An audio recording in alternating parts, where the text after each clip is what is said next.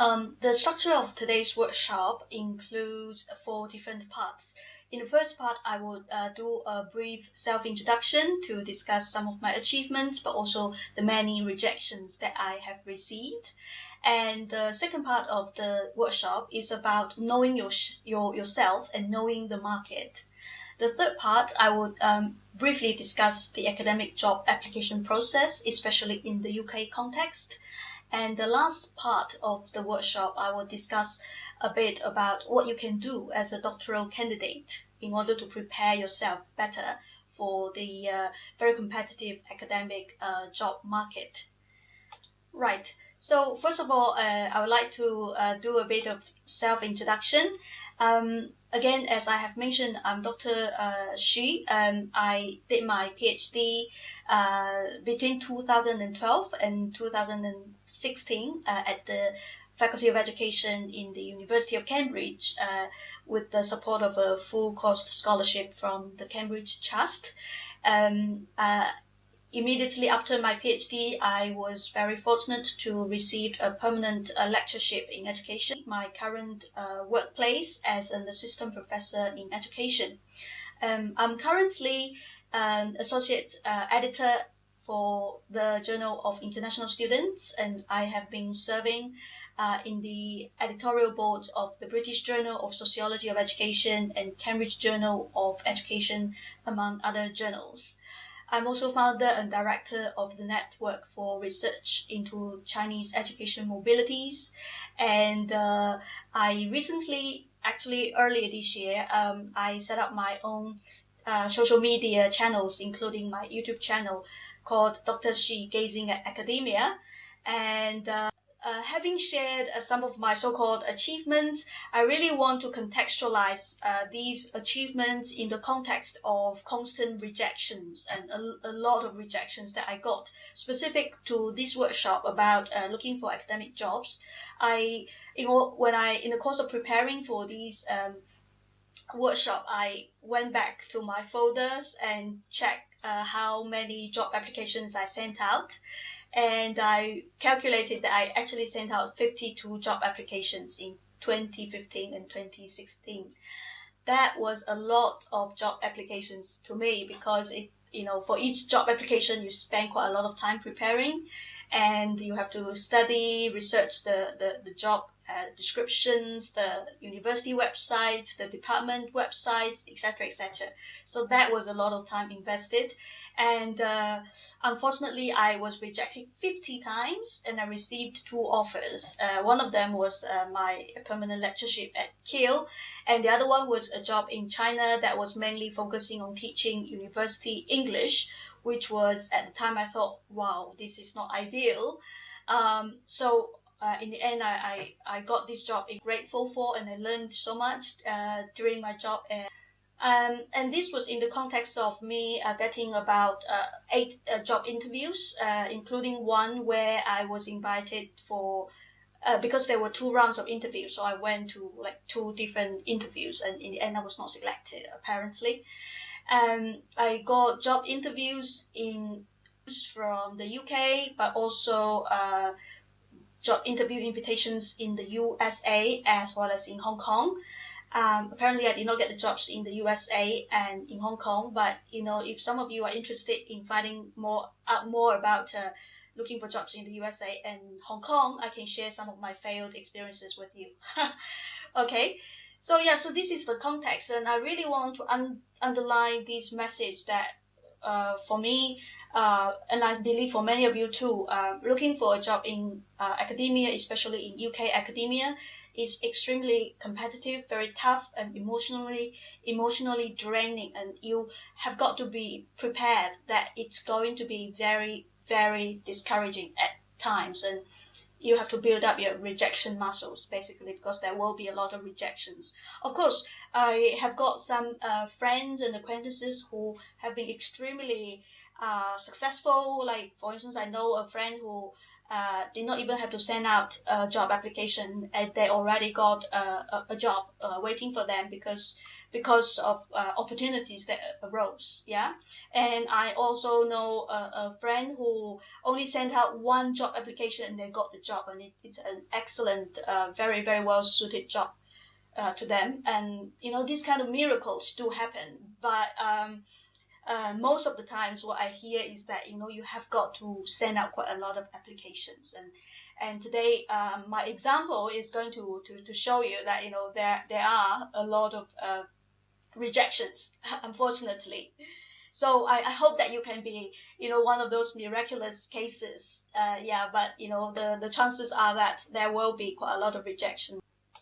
Right. So having introduced myself, I would like to now move on to the second part of the workshop, which is about knowing yourself and knowing the market. First of all, let's think about yourself. Think about yourself. First of all, I want to dispel some myths about looking for academic jobs. The first myth is that I can get an academic job once I have received my PhD. This is not necessarily the case, because we have seen, and you may yourselves have already heard of cases where it's extremely challenging and people are on the job market for multiple years and still are waiting to get the job that they really deserve. The second myth is one cannot get a permanent lectureship immediately after one's PhD. Well, my case has shown that it is possible, although it's extremely rare. But I still remember when I was a final year PhD student and I was sharing with some of my friends in Cambridge about my job seeking progresses, and I was telling them that I've been sending out letters for lectureships, and some of them were telling me that I don't think you have the right strategy, because it's impossible to get a permanent lectureship at your stage. You're just finishing a PhD. And at that time I thought, why not? So I tried, and I did get it. And I'm going to tell you later about why I think that this was possible in my case. Apparently it's discipline specific. There are a lot of factors such as luck. There are a lot of factors, but I guess my message for you today is that you never know until you try. You have got to try, right? The last two myths that I want to share is that this job is way out of my league, or this job or university is beneath me. Especially for friends, colleagues who have got their PhD or doctoral degrees from very prestigious institutions like Oxford and Cambridge. You may think, right, I'm going to work in another Russell Group university only.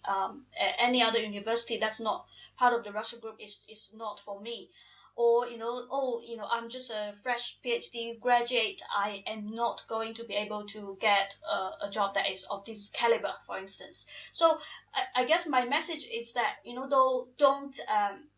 don't underestimate yourself, but also be open to opportunities. Working in universities that are seemingly so-called less prestigious may not be a bad idea, may not be a terrible beginning step for your long and prosperous academic career.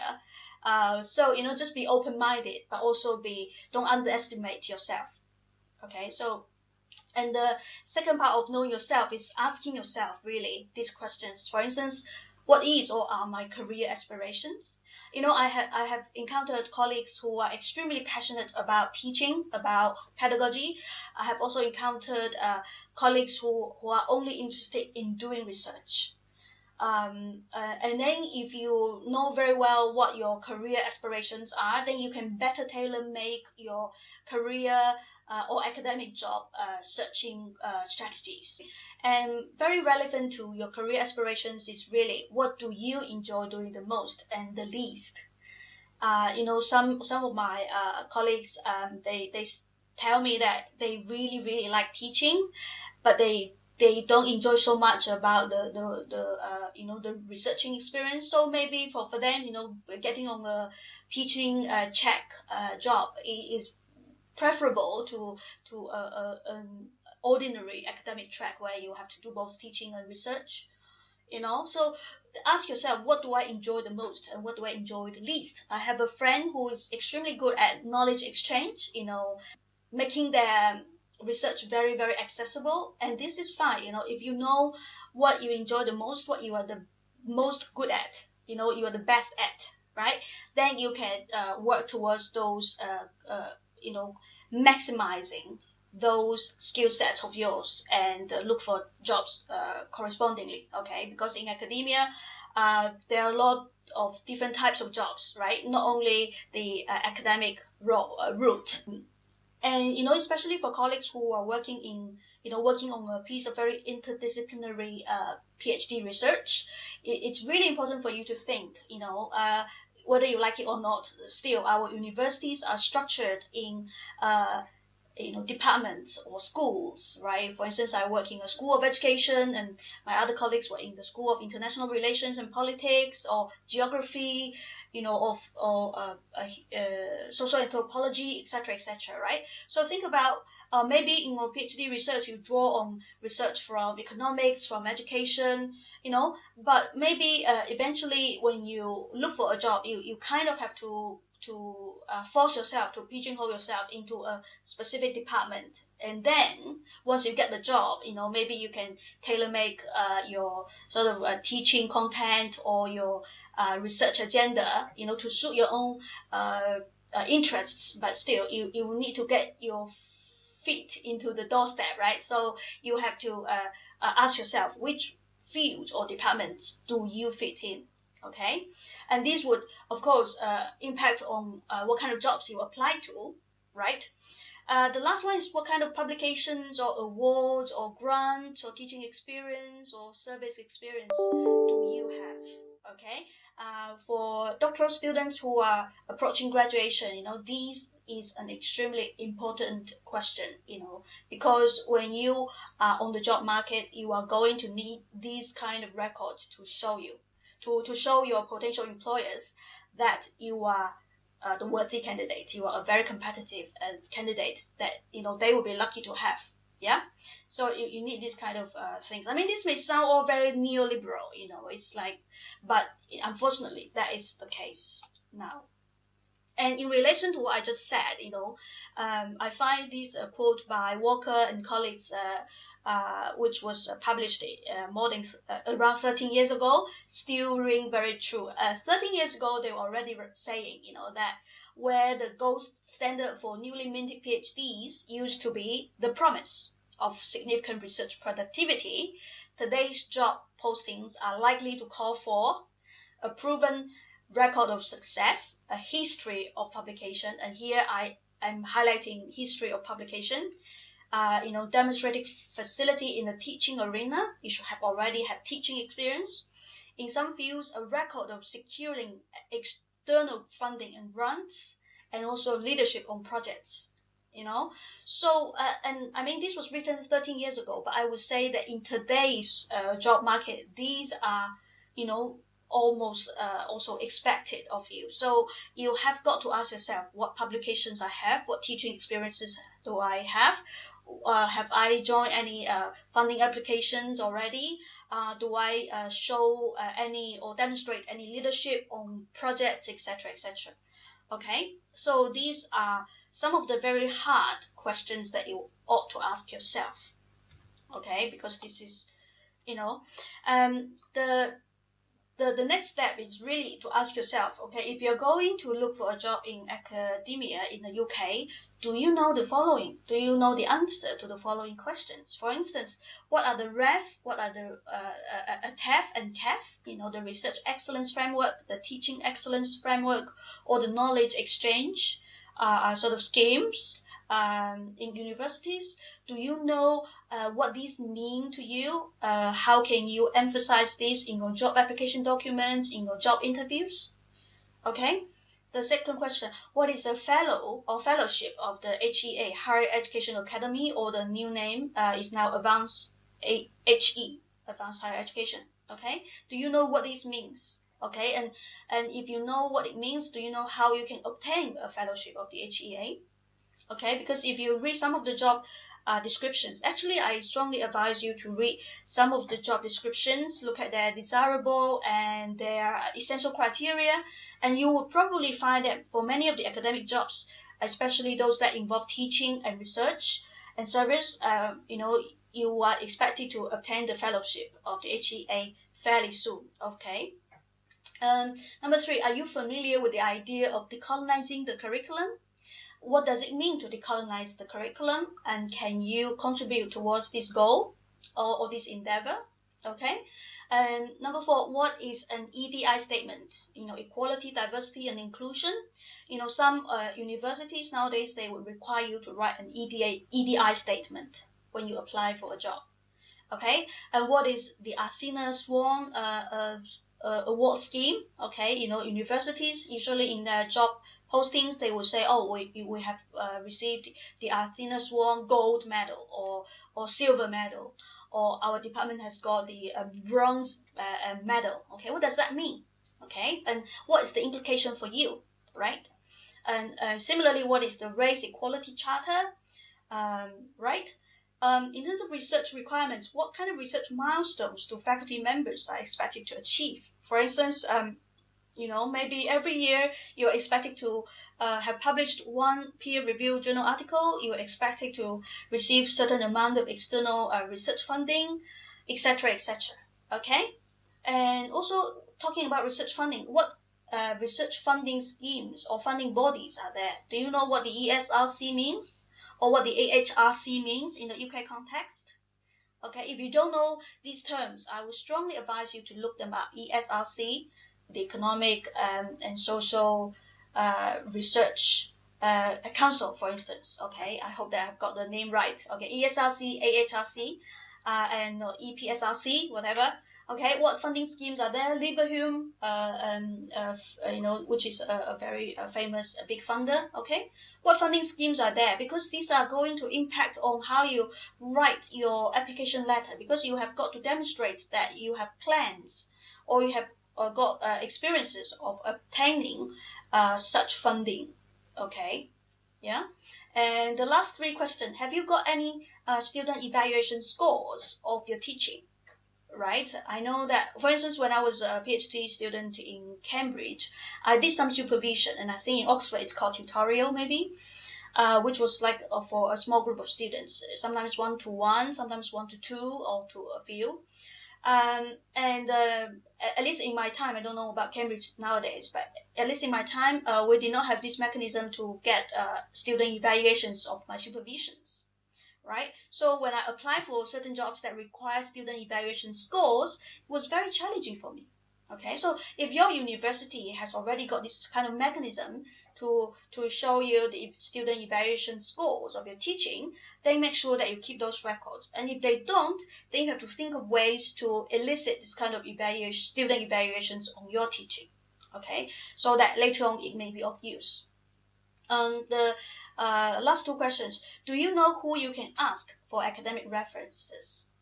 Okay, whatever academic jobs that you apply to, you will need around 2 or sometimes 3 academic references. Okay, so do you know who you can ask for? If you don't know, okay, maybe it's time to start thinking about this. Okay, and the last question: what do you need to do to facilitate your academic referees to write you good reference letters, right? So, some of my academic referees, they ask me to give them a general idea of my achievements, of my, planned projects, etc., etc., right? So you may want to provide this kind of information so that your academic referees, who are usually very, very busy people, can have the time and the capacity and the resources and materials to write you very, very good reference letters, right? So these are questions that I think are essential, but I wish that I knew, earlier in my doctoral candidacy, so that I could start preparing even earlier. And I hope that today's workshop, you can benefit from this, okay? Now, for international students, a specific hurdle is obtaining the work visa.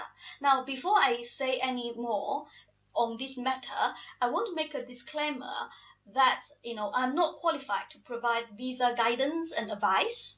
If you have any visa questions, please consult suitably qualified professionals. Okay, now here I'm just giving you an example or some examples of the hurdles that I myself had to go through, and it's just an indicator, it's just an example, and it doesn't mean that this is absolutely true in your case. Okay, so in my time, and I think really pre 1st of July 2021, doctoral students, doctoral graduates in this country can apply for a 1-year doctorate extension scheme. And this doctorate extension scheme would give you this visa that allows you to stay in this country for 1 year to look for jobs. And in my case, I did apply for it. Okay. But and really the good news is that beginning 1st of July 2021 this year, the British government seems to have opened up this new graduate route visa, and this quote I have obtained from the government website, the ukgov.org or whatever, that suggests that students on the graduate route will be able to work or look for work after their studies for a maximum period of 2 years or 3 years for doctoral students. So in other words, if this was true, okay, and I presume that this was true, then your case would be much better, because by the time you graduate, you can apply for a maximum of 3 years to just be on the job market, to just be qualified to stay in this country and to look for a job. So that can give you a peace of mind, hopefully. Bearing in mind, of course, that these kind of visas are very costly to apply to. So, for instance, if you can immediately get a job offer from an employer that can sponsor your Tier 2 skilled worker visa, and especially if your employer can provide some kind of reimbursement for your visa application fees, then by all means go for that instead, because at least you don't have to suffer the penalty of being an international graduate, right? I here highlight some of the issues to consider, right? How far in advance do you need to start preparing in order to apply for the visas, okay? And will the fees be reimbursed? I just mentioned this issue. And where can I seek such advice? In my case, I consulted the international student team in the University of Cambridge, and I believe in Oxford there are equivalent sort of services. So you had better watch out for these kind of services and consult them, maybe early, so that you can have a better idea about how you can plan your time, basically. Okay? Right. So having talked about knowing yourself and knowing the market, I'm now going to delve into the third section of this workshop, which is the academic job application process. Right, so here are some useful websites for academic job vacancies. So if you're looking for jobs in the UK, this talk is mainly about the UK, but in case you are interested in exploring opportunities in other parts of the world, especially the Anglophone speaking world or Europe, then these are some of the very useful websites that I personally have used. For instance, I used jobs.ac.uk quite a lot, which is quite comprehensive already. But there is also Times Higher Education uni jobs, which is also very, very good. Okay, so if you're interested in looking for jobs in Europe, the academictransfer.com is an interesting one, and academicpositions.co.uk is also quite relevant. If you're looking for jobs in North America, then higheredjobs.com or jobs.chronicle.com are very useful websites. So, and if you are from humanities and social sciences and you want to look for those jobs specifically, there is the www.net.org jobs home.php. Okay. So my advice for you is that if you're really on the lookout for academic job vacancies, why not subscribe to these websites, and so they can give you updates. Sometimes you can set the frequency, right? They can send you updates every day or every week or every 2 weeks. You can be flexible about that. Yeah. Okay, so and then once you have got the job vacancies, and once you have sent out your then it's time for you to send up your job applications, right? So these are some of the most common job application documents that you need to prepare. First of all, your academic CV. So your academic CV is different from any other CV. Academic CVs, for instance, are usually quite long, or longer than a standard sort of business sector CV. A cover letter. Like in the UK academic job market, these two are almost compulsory, okay? And then some universities nowadays start to ask you to write an EDI statement, which I mentioned previously. Especially for some universities in the US and probably in some parts of Asia, you also need to submit a statement of your teaching philosophy, okay? Or you need to submit your student evaluation scores, or some universities, even in the UK, they may, especially when you're shortlisted, they may ask you to send some sample writing. I know that in the USA, you have to send your sample writing just in the very beginning, I think, yeah, or at least the universities that I applied to in the US had this kind of requirements. So my tips for you would be that, please seek support from your university's career service, okay? So there you can get very useful sample CVs and cover letters. So these sample CVs and cover letters can give you very good examples of how you can tailor-make yours, okay? They will also provide you comments on these documents, on any of these documents, basically. So they are extremely helpful and they are professional. So, by all means, get their support. Once you have got an academic job interview invitation, you can even arrange for more interviews with them. And once you have received your offer, they can even give you advice on salary negotiation. Okay, so they're extremely helpful. I would strongly encourage you to get in touch with them and to get their support. I personally benefited a great deal from the Cambridge University Career Service. Still remember when I presented them my first few CVs and cover letters. One of the career service professionals there was extremely charismatic, and he kept telling me, evidence. Where's your evidence? Don't use adjectives to describe. Show me your evidence. And that was extremely valuable because when in my first few attempts, I really did not have a lot of clues, so I would encourage you to do the same. And the second piece of tip that I want to give you is that whatever you write, especially in your cover letter, follow the essential and desirable criteria of job specifications closely. Yeah, especially in the UK context, the university's job postings will usually set out essential criteria and desirable criteria. And in your cover letter, and also probably in your CV, you have got to highlight those most relevant ones, to the desirable and essential criteria, so that the shortlisting team or sometimes the long listing team can, make their job easier. And I'm speaking from the perspective of someone who has recently been involved in this kind of shortlisting processes. It's really, really helpful if you can flag out, how you have met those criteria for the shortlisting team. Okay. And now, if you have got an academic job interview invitation, then very, very many congratulations to you. Usually in academic job interview, you would be asked to do a presentation and then also join a panel interview. My tip for you is that no matter in the presentation or in the panel interview, I would strongly encourage you to think of developing a research and personal narrative, asking yourself, like, how did I arrive at my current stage?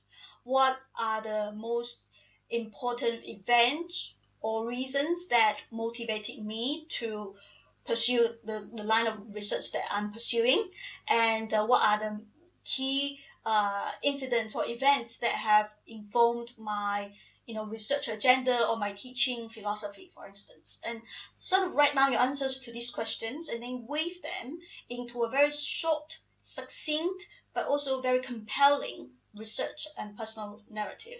These would come in handy whether in the academic job presentation or panel interview. Okay. The second piece of tip that I would like to provide is, know the weighting.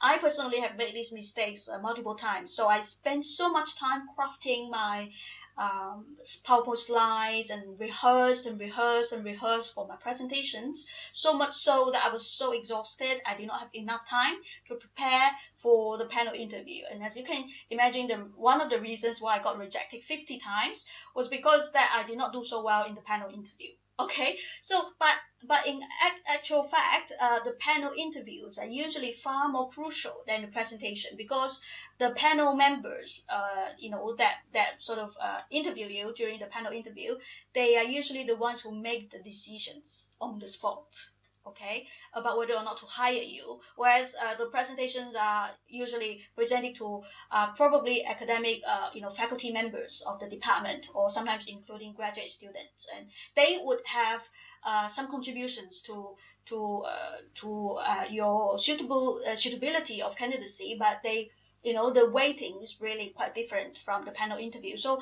make sure that you devote quite a lot of time and your energy and efforts to prepare for the panel interview. Okay. And so if you have received an offer, then many congratulations again.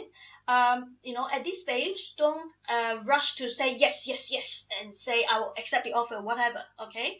Refrain from doing that and take your time, because you're entitled to some time to deliberate, to consider whether or not you want to accept the offer. Well, usually you want to, but sometimes you may want to ask questions.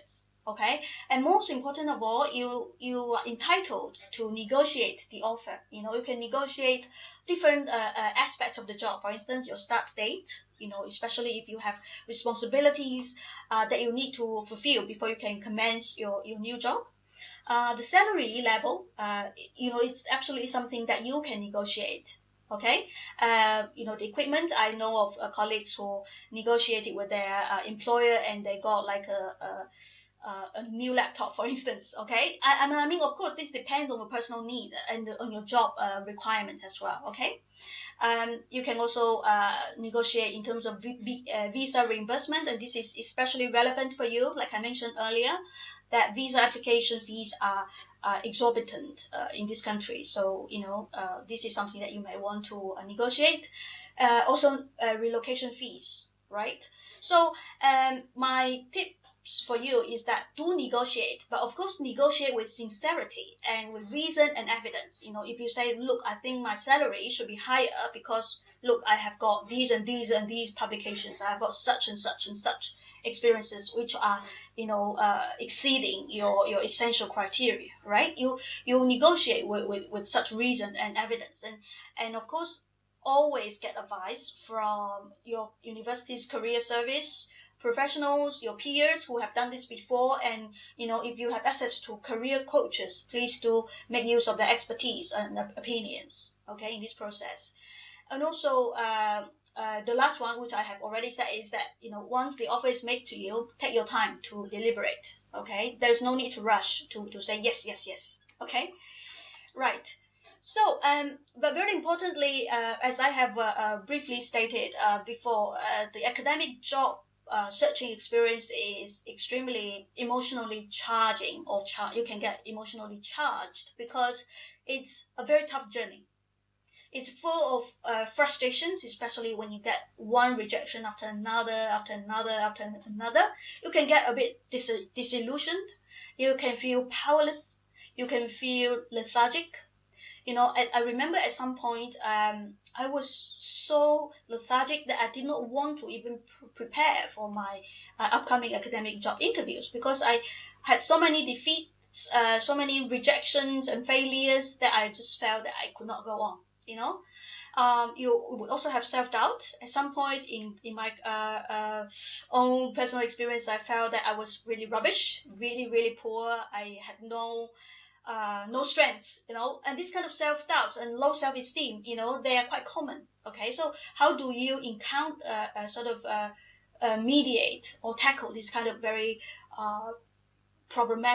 not problematic, but very low mood or foul mood of yours? Okay, my tip is crying can be a good way to release stress. Okay, but also you have got to start to build up your rejection muscles. This is what I call rejection muscles.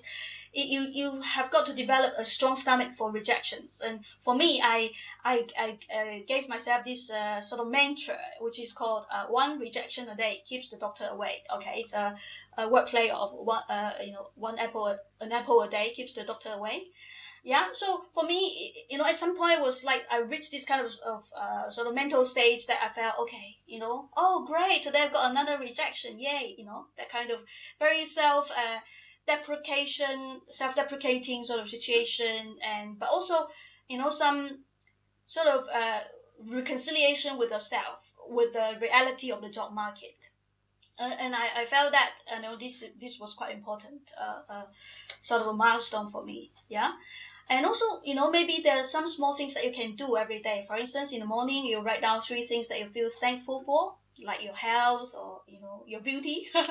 Well, or 3 things that you are good at in the morning, especially when you feel, oh, I'm really rubbish, I'm no good, I keep failing, so write about the things that you're good at. And trust me, if you are doing your PhD in this country, especially in Oxford and Cambridge, you are the best. You are the best. So you have to keep reminding yourself that you are the best. And also keep telling yourself that I can do it. And I can do it. I can do it. Okay? These are the things that I often use to encourage myself. Whenever I encounter something that's very challenging, or when I receive yet another rejection, I will say, I'm the best. I can do it. This can be very, very helpful. Okay? And but most important of all, which I have been reserving till this point, is build a community of support around you. I cannot overstate the importance of this community. For me, when I was looking for my first academic job as a graduating PhD student, I had a community of colleagues, from the Cambridge University Writing Group, from my college, who were extremely supportive. So when I receive yet another rejection, I'll complain to them, and they will say, oh, look, it's their loss. You are invaluable. You are extremely talented.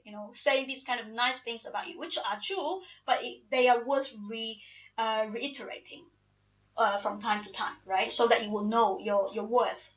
Yeah.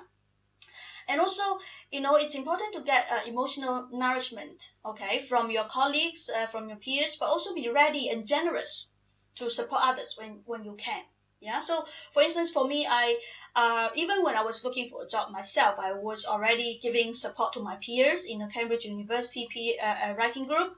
And then after I got my job, I have been mentoring, giving comments to peers when they have got academic job interviews. Yeah. And so far, the success rate has been quite high. Yeah. So, build a community to support you, but also to support others, for you to support others. Early, build a community early and nurture it. Keep nurturing it. Okay. Right. So I think I have already sort of discussed the 4th part of this workshop, which is the final part of this workshop. So what can you do as a doctoral candidate? The first thing is to think about, what you should invest in, right? Your time, right? What should you invest your time for, right? In terms of publications, we all know publications are important, but what counts, okay? These vary from one discipline to another, but for education, especially, I'm not sure about philosophy or history of education, but for sociology of education, for instance, it seems to me that peer-reviewed journal articles are of a lot of academic currency, meaning that if you publish in an international peer-reviewed journal, it reflects a lot on your academic standing, okay? And also, if you have got a contract for a research monograph, by all means, especially with a very reputable university press or commercial press, that should be quite good.